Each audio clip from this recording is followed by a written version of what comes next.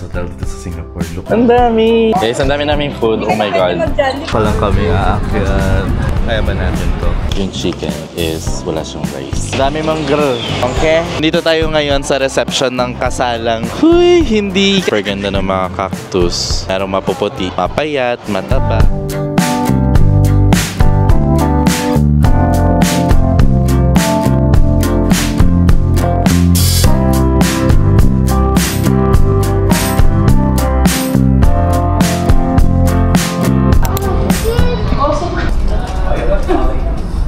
Today another vlog. We are now here at Singapore. I want to officially welcome you sa ating Singapore vlog. I hope ma-enjoy nyo tong vlog na to. And I really can't wait to share with you guys kung ano yung mga gagawin natin sa trip na to. Welcome to SG! Already 11:12 a.m. and nasa harap na kami ng Jewel Changi. So yung flight namin is kanina mga around 7 a.m. mga around 10 is nandito na kami. By the way guys, no, for this trip kasama ko dito yung aking pamangkin and si Tia, of course my sister, si ate. So we will be here for 5 days. So let's appreciate muna itong falls. Falls dito, falls talaga. First time ko makita, nakikita ko lagi yan online. Dami nagpapapicture dyan ng super gaganda. Beef yakiniku na may kasamang egg and of course chicken. Let's eat!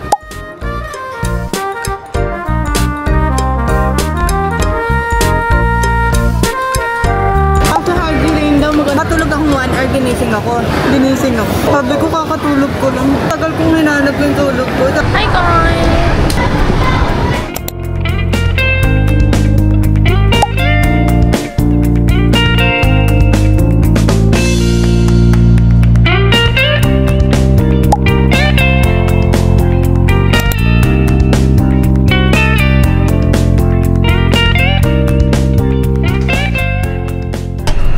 Okay, we just arrived sa hotel. So, papahinga na kami, then kaayos, then let's see later.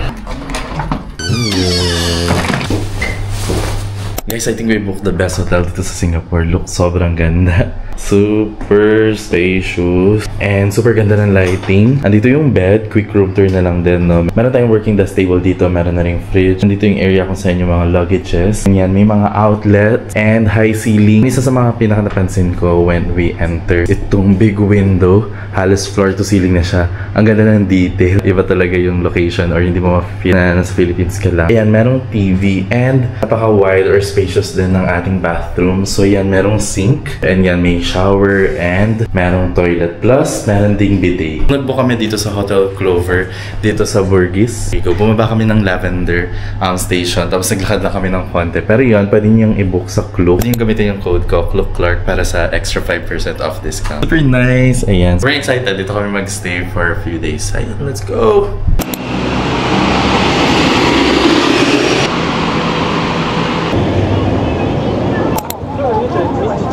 Hey guys, nandito tayo ngayon sa Kampong Glam Heritage Trail. So sa likod din natin yung sikat no, na mosque or church nila. So pag makikita nyo rin dito, ang daming mga stores, merong mga clothing, may mga restaurant dito. And ang daming tao kasi I think holiday talaga today. Kaya rin talaga ang daming mga either tourists or locals nandito ngayon. Maglalakad-lakad lang kami. To be honest, yung first day namin, wala talaga kaming itinerary. So let's see na lang.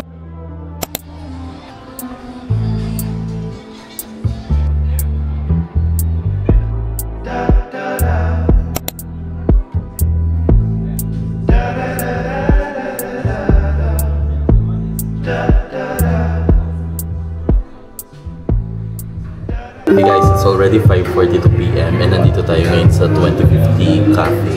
So naghanap lang tayo ng cafe nearby dito sa Arab Street. So hinintay lang natin yung order.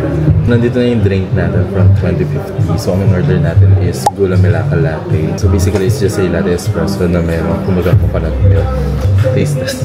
By the way guys, this is 8.5 SGD for this one drink. So isa lang yung size nila for ice. Ito naman yung coconut. Actually, medyo heavy din talaga yung lunch namin kanina sa Changi Airport. So, hindi pa naman kami masyadong gutom. And also, 5:44 ngayon, 7 p.m. is imimit namin actually yung cousin namin. So, dito kasi siya nag-work. So, imimit namin siya since nandito na rin kami sa Singapore. Anyong, it's already 8:21 and nandito kami sa Newton Food Hall. Isa sa mga sikat no, na food place dito sa Singapore. Kasama natin si cousin natin and of course si ate and si Fia. So dito na kami magdi-dinner. So I think proper time naman na for dinner. Hey guys, papakita namin yung in-order natin. This is sweet and sour chicken, shrimp fried rice, cereal prawns, and mantou.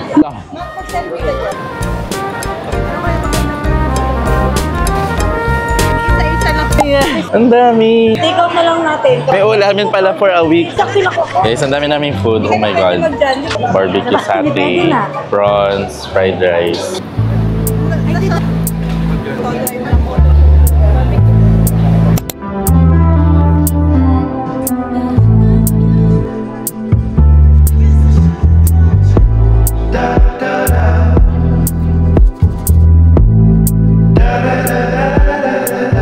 It's already 11:32 PM and we just got back dito sa Hotel Clover dito. So I think dito ko na i-end yung ating day 1. Diretso yung mga ginawa namin from airport hanggang makalipat kami dito sa hotel. Nakapag-catch up pa kami with Ate Joanne. Dami rin naming nakain. So yun, tomorrow let's continue this vlog and yeah, see you tomorrow. Bye-bye. Morning. It's already 9:40 AM and dito pa rin kami. Kakagising lang namin. The vacation is vacationing. Anong ulam? By 9:41, alis kami ng mga around 10. So, maliligo na kami and we'll see you later.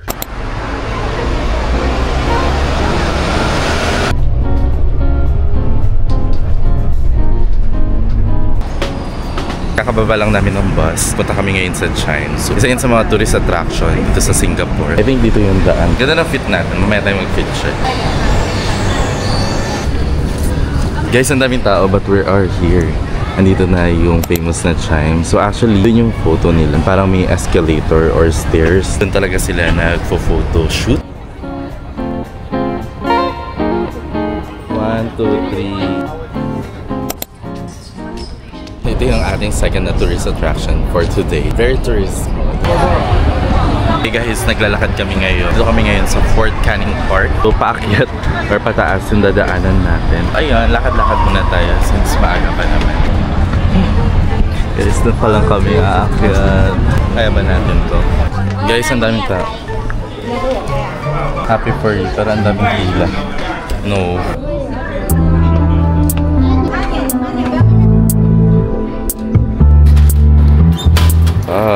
Okay guys, di na namin kinaya yung init. $1 para dito sa Coke Miss. May nakalagay ko, di ko alam kung ano yung meaning. For cultural experience, try din po niya.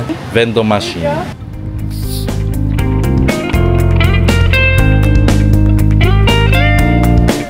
Okay guys, we just arrived here at the shops. Pero yun, no, kanina pa kasi tayo naglalakad sa labas. So medyo mainit. So malamig muna tayo dito. Kasi ayan yung famous nila, no, na parang indoor pool. Na pwede nyo rin i-avail. Gusto nyo lang naman na mag-boat sa loob ng mall. If yan yung fantasy nyo, diba? May mga dadaan dyan ng mga nagbo-boat. No? And also, ang ganda rin parang ganda rin mag-dine in dito. Nasa taas kayo ng parang bridge or something. Very fantasy lang. So as usual, today is Sunday. So medyo marami ding tao. Kasi nga kahapon yung nilang National Day dito sa Singapore. So ramdam mo talaga na marami nagsa-celebrate. And even kanina doon sa Canning Park, ang daming tao. I feel like lahat ng mga naka-day off na nagtatrabaho dito, nandun sila lahat, nakahiga, nagpapahinga. Pero parang hindi ko mahanap ngayon yung mga kasama ko. Ayan, video pa more.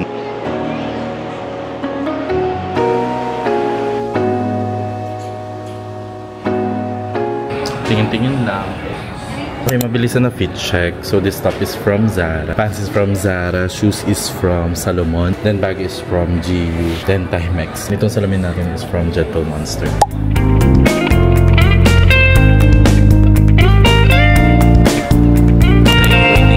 Ito kami ngayon sa Charles & Keith. Nakabila na si ate doon. At siya nabili na shoes na gagamitin niya for office. Ikaw, meron ka ba nakita na gusto mo dito? Yung bag. Yung bag? Anong color? Black. Ba't hindi mo siya binili? Magtitingin pa. Pero actually may nagustuhan din ako na parang bag. Pero hindi siya dito sa Charles & Keith. Hindi man ako in a rush. Hindi naman main agenda talaga na mag-shop sa Singapore trip. Pero kung may makita, let's see na. Hey! Ano may purchase? Hey!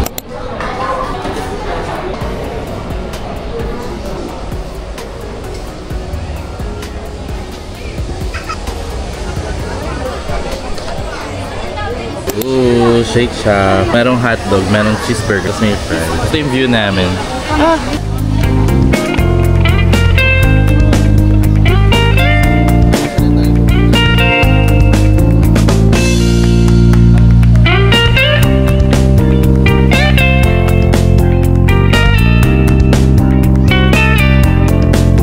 It's already 4:45 PM and halos kakatapos lang namin na mag-late lunch dito sa Shake Shack. So ayan, halos paubos na rin naman na yung mga burgers namin. Patuwa-tawa to.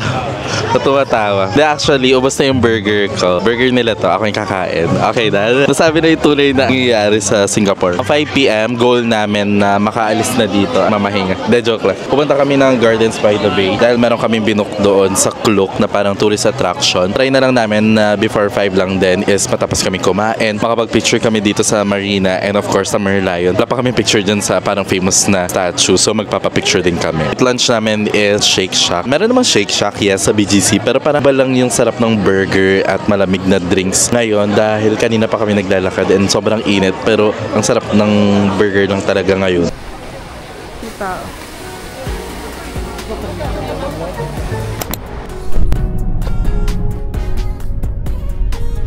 Anyong, it's already 6:26 PM. Umuwi lang kami saglit. Pero nandito na kami ngayon sa Gardens by the Bay. Ooh, okay. Babalikan natin yung Gardens by the Bay. Meron kaming binook sa Klook, which is yung Flower Dome. Isa yun sa mga sikat din no, na tourist attraction dito sa Singapore. Alright, nandito na tayo ngayon sa Flower Dome. I don't know what to expect. Flower Dome ba? Oh, okay. So literal pala talaga siyang flowers. Ang lubong.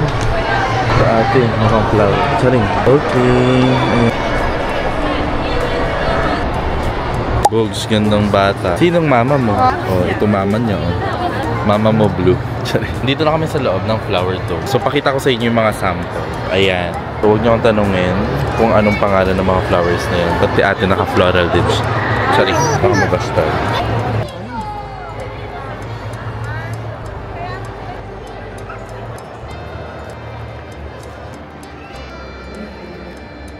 Mga photos natin, Bogs. Di mo kaya. Hala, napaghalata yung age, so parang medyo may masakit na yung likod. Ayan, may mga cactus. Alright, selfie with the cactus, guys. 1, 2, 3. O diba, nag-post din naman sila. Woolly cactus. Woolly kasi parang mabalbon silang mga cactus. Mapayat, mataba, merong mahahaba na mga cactus. Uy, meron din ganito saan? Sa Bakuran. Bakuran! Wow. Pero ito talaga guys, oh, per ganda ng mga cactus. Iba-iba sila ng color. Merong mapuputi. Ito, ewan ko kung ano nangyari. Ba't yung dulo? O, ito succulents. Naalala mo pa yung mga binenta mong mga cactus nung pandemic? Fern and Fern represents, no? Kung taga Pampanga kayo, baka familiar pa kayo sa Fern and Fern. Stroll lang dito. So guys, nandito tayo ngayon sa Flower Dome, no? So nag-book kami dito sa Klook. So for 5% off discount, gamitin niyo yung code ko, Klook Clark. So may makikita kayo yan, mga flowers, mga plants. Pero tara dito, pakita natin. Pakita ko sa inyo yung sample, no? Actually ito, may mga flower dito. Yan, o diba mga flower yan. Oh, yun lang yun, flower lang. Pero guys, may mga pupuntahan pa tayo, no? Maraming mga flowers dito. Tingnan nyo, may papakita ko sa inyo. Yan, malapit pa. Dito tayo ngayon sa reception ng kasalang huy, hindi kakasal. Tingnan nyo, meron dito orchids. So talaga sa pinaka-favorite ko na flower is orchids. Very shala, ayan. Baka nagtataka kayo, tunay, ang lapit na. Baka nagtataka po kayo, tunay na orchids po yan. So usong-uso yan sa Singapore. If napanood yung Crazy Rich Asian, diba meron dun scene na may orchids? Hindi kayo sure kasi hindi ko rin naman sure kung tama ba yung mga facts natin. So yun lang guys, no? If you're here in Singapore, you must visit this and try this. Especially if pumunta na rin kayo ng Gardens by the Bay kasi dito lang din yan. Okay? Okay guys, tapos na tayo sa Flower Dome. Next naman tayo dito sa Jurassic World. So kasama na rin yan sa binook natin. So naka-bundle. So pasok na tayo. Oh, guys, look. Jurassic. Guys, look! Nandiyan ang mga Jurassic. Dami mang girl. Okay? Baka mabasa tayo. Pero ang ganda. Ay, anong species to? Ay, sorry.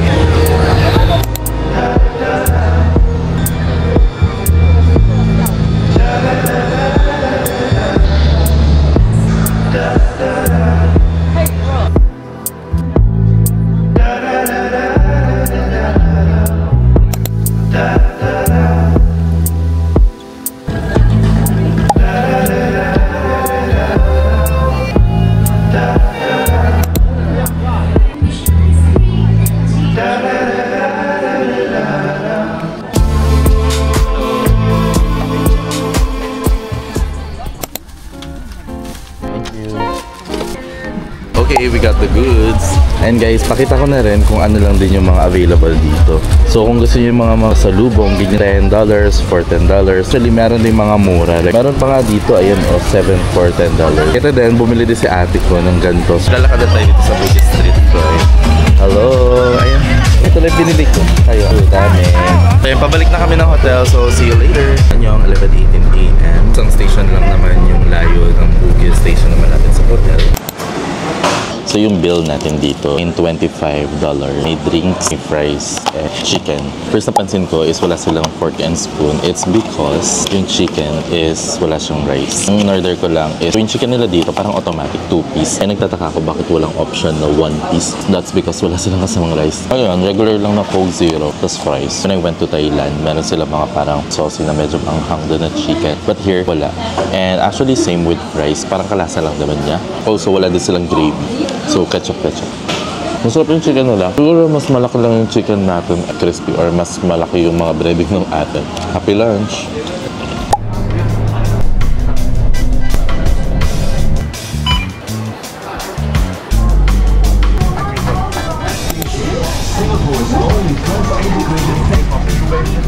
Anyong, it's already 5:30 PM. It took me an hour to go here. Nandito na tayo ngayon sa The Palawan, Sentosa. Nandito na sila ate. At nasa Singapore kayo, pwede kayo magkaroon ng access to beach. Pero nandito tayo ngayon sa seaside. So ayan, baka nakikita nyo, nandyan yung parang famous na bridge nila. And I think doon din nakaupo sila ate. Puntahan natin sila kasi kanina pa sila nandito.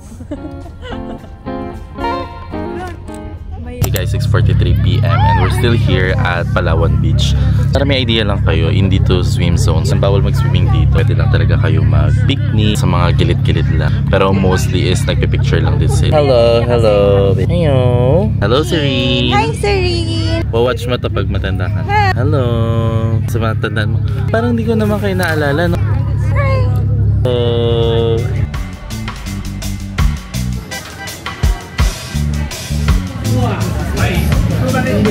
Dreaming.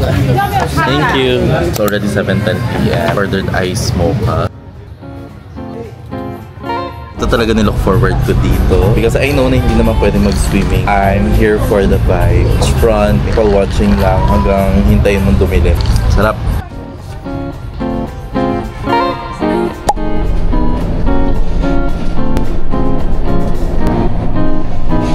Anyong, it's already 11 PM and arrived dito lang sa harap din ng hotel natin. Yun, after namin pumunta ng Palawan Beach is pumunta muna kami doon sa parang condo or bahay kaibigan ni ate ko. Doon na kami nag-dinner. Hindi na ako nakapag-film. Thank you Steven and Ate Marie for accommodating us, especially sa dinner. Ang sarap ng dinner. May ribs, nagluto pa sila ng sinigang. Pero yun, time check, yun nga 11 PM na. Tomorrow ay pupunta tayo ng Universal Studio at mag-oceanarium tayo. Pero baka dito ko na i-end yung first part ng ating Singapore vlog. We've been here for 3 days already and we still have 2 more days here para explore pa yung mga pwede natin gawin dito sa Singapore. I hope na-enjoy nyo so far yung mga ginagawa natin dito sa Singapore. So ayun lang, don't forget to like, comment, and subscribe. I really appreciate if you will subscribe. Big help talaga yan for me, especially that our YouTube is now monetized. Hopefully, huwag nyo skip yung mga ads natin kung meron na. Ayun lang, again, thank you guys for watching. See you on the next.